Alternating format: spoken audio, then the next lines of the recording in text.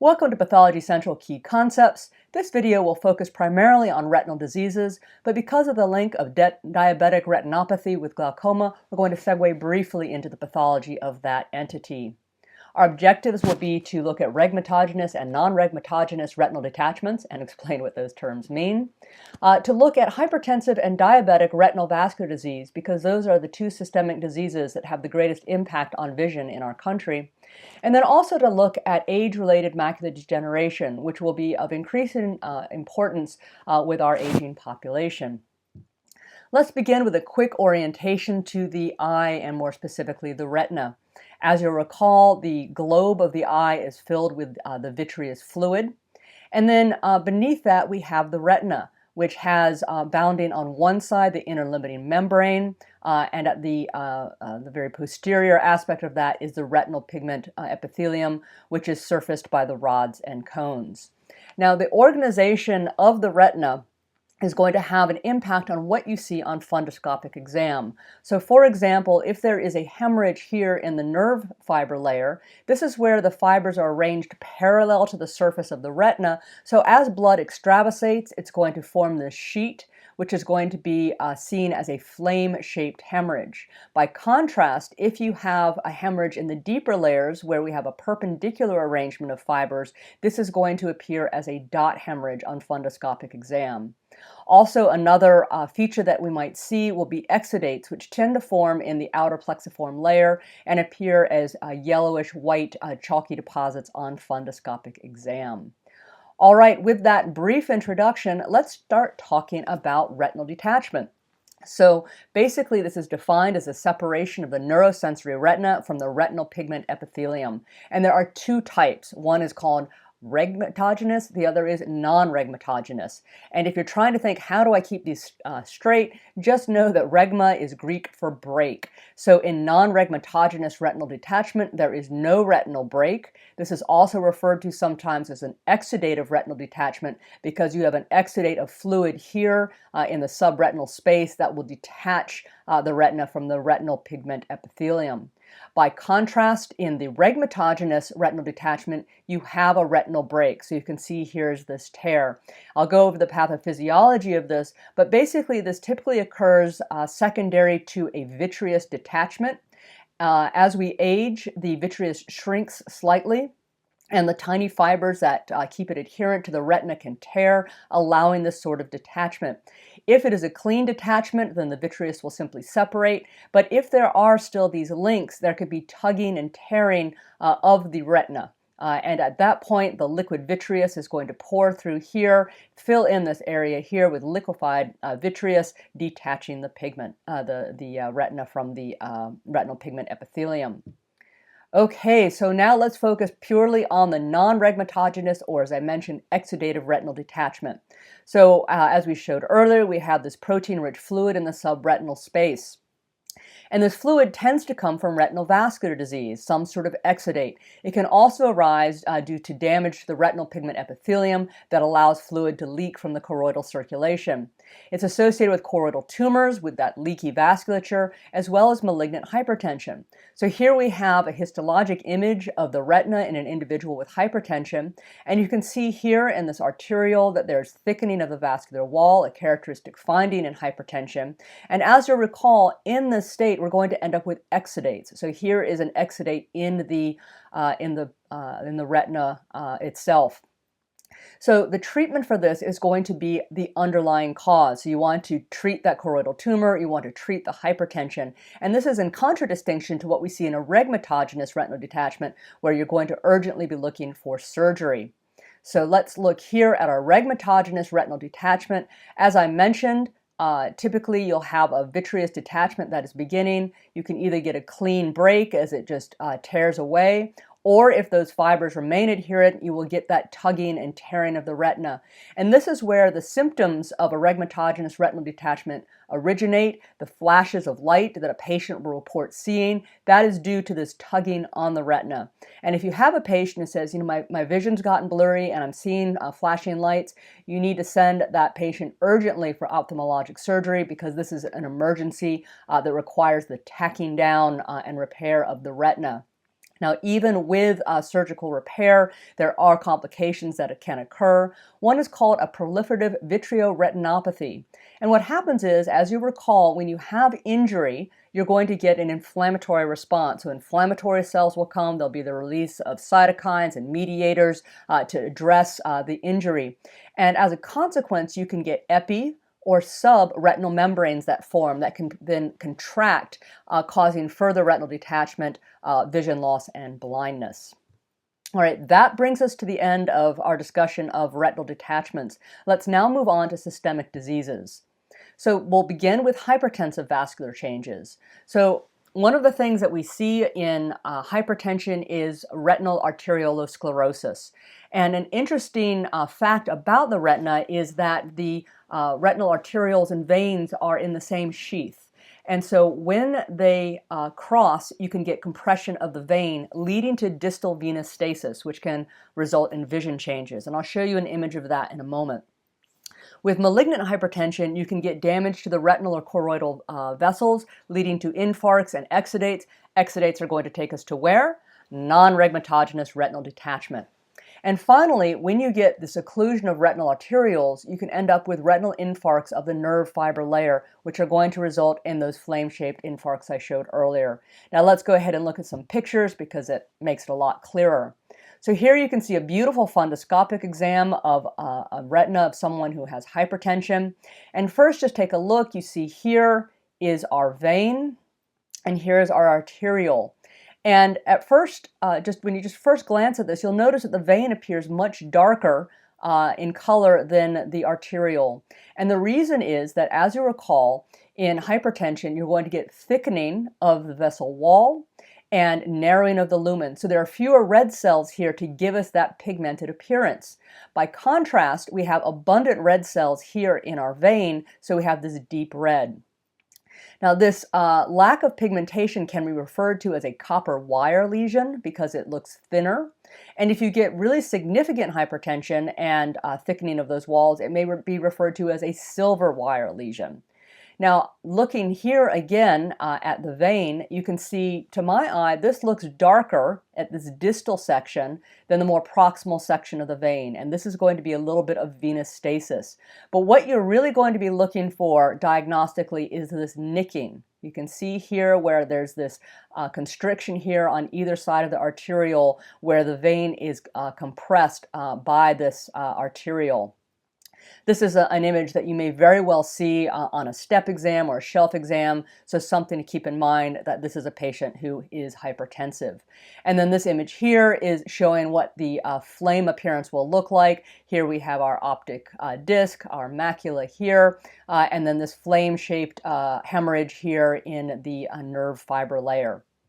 So that wraps up hypertensive ocular disease. Let's now move on to diabetic ocular changes. So diabetes is a leading cause of blindness in adults in the United States. You'll see when we talk about age-related macular degeneration, I'll say that's a leading cause of blindness in the elderly in the United States. But diabetes has a significant impact on vision in our country. And this is due to increased vascular permeability as well as retinal capillary occlusion, which leads to ischemia and neovascularization. And I'm going to recommend that you take a look at my video on diabetes, on the chronic complications of diabetes, in order to get a better idea of what the pathophysiology is of these changes. Suffice to say that in the context of diabetes, you have 3 diabetic ocular changes that can occur: retinopathy, cataract formation, and glaucoma. Of these 3, retinopathy and glaucoma are the 2 we'll be talking about here. Okay, so there are 2 types of diabetic retinopathy. One is called non-proliferative, the other is proliferative. Non-proliferative diabetic retinopathy is due to structural and functional abnormalities of the retinal changes of the retinal vessels due to the hyperglycemia. So hyperglycemia is going to cause basement membrane thickening. We see this in other parts of the body as well. The glomerulus of the kidney comes immediately to mind.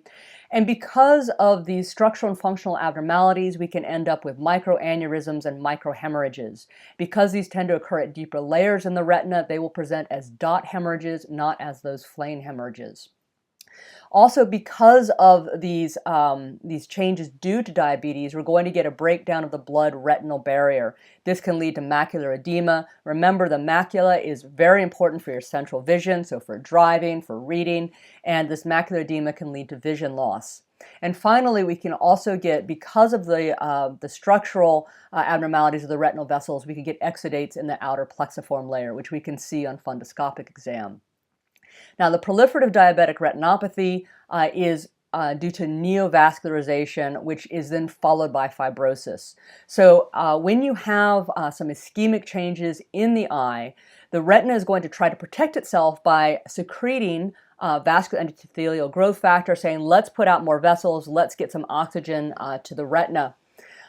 These new vessels are going to be leaky and poorly formed, as we see whenever we get neovascularization, so in tumors or in wound healing. And if in this context you have a posterior vitreous detachment, you will end up with massive hemorrhage because now you have these leaky, weak vessels and they are easily torn. The other issue is that these leaky vessels are going to be putting proteins and fluid into the area. This is going to incur an inflammatory response, which will lead to scarring. And this scarring can cause something called traction retinal detachment. And then the final issue with this diabetic retinopathy is that we can get neovascularization of the iris, and that's going to lead us to angle closure glaucoma. And I'll go over that in a moment. But first, let's just take a look at what proliferative diabetic retinopathy looks like on fundoscopic exam. Here we can see just the beautiful typical retinal vessels, but here is this tuft of new capillaries. And you can imagine, first of all, that this is going to impede light to the retina, but also as these newly formed vessels leak proteins and fluid, it's going to incite an inflammatory response. So this brings us now to our brief discussion on glaucoma.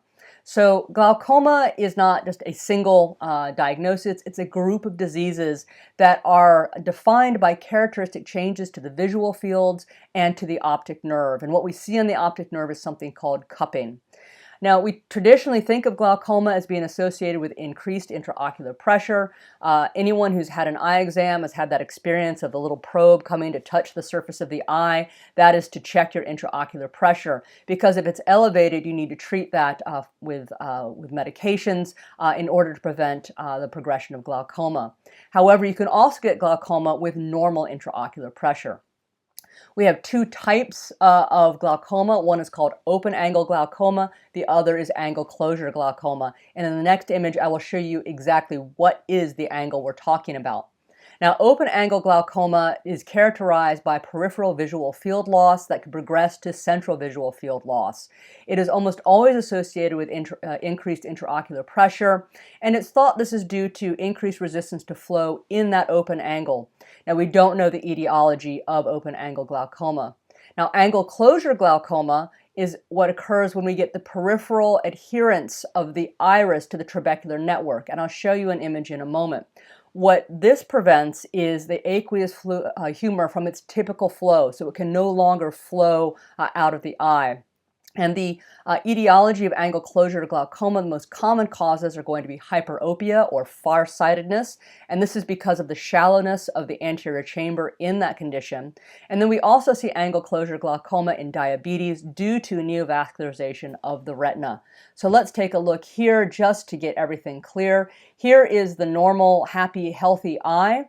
We have our aqueous humor, which is made by the ciliary body. It then comes through the pupa. Here's our lens. It comes through the pupil, goes over the trabecular network, and then exits through Schlemm's canal. And this here is what is called the angle. So in open angle glaucoma, this is open. In angle closure glaucoma, by contrast, you can see the angle is closed.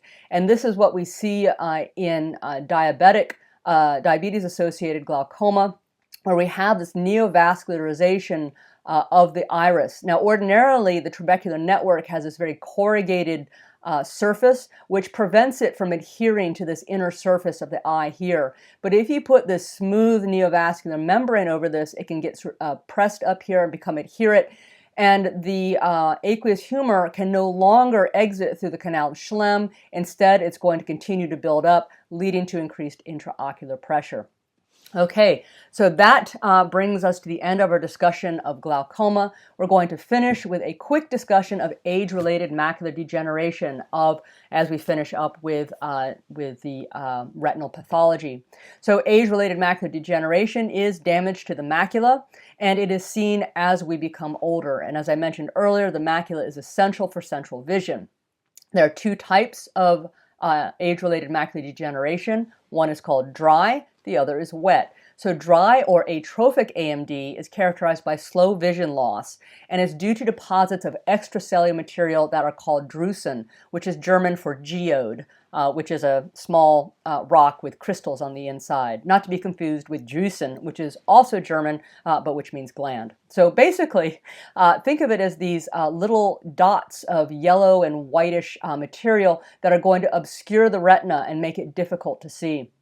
One of the other consequences of dry AMD is geographic atrophy of the retinal pigment epithelium. These two features are going to combine to make to create vision loss, and we don't know the pathogenesis of dry AMD.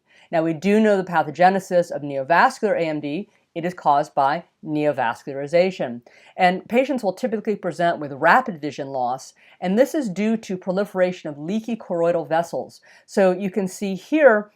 This is a fundoscopic exam. Here once more is our optic disc. This is our macula. And there's this tuft of vessels. Now, as we talked about before, when you have these new vessels being made, they are leaky, they are fragile, and they will be releasing fluids and proteins that are going to inspire an inflammatory response.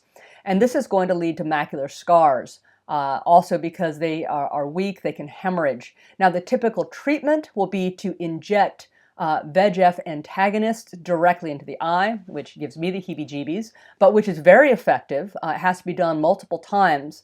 If you do not treat this, it will progress. And this actually is a patient here. This is the initial fundoscopic exam of an individual with neovascular AMD who did not get treatment. And a year later, this is how that fundoscopic exam has progressed. Instead of that tuft of vessels, we see this fibrosis, which is the scarring response to that neovascularization, that leakiness, that hemorrhage.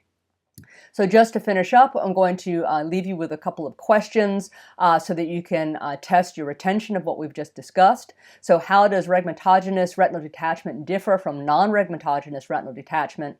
And what are the characteristic fundoscopic findings in diabetic retinopathy, hypertensive retinopathy, and age-related macular degeneration? And why do you see those things? What is the pathophysiology behind it? Thank you as always for your time. Please follow me on Twitter, shoot me an email, comments down below. Thank you.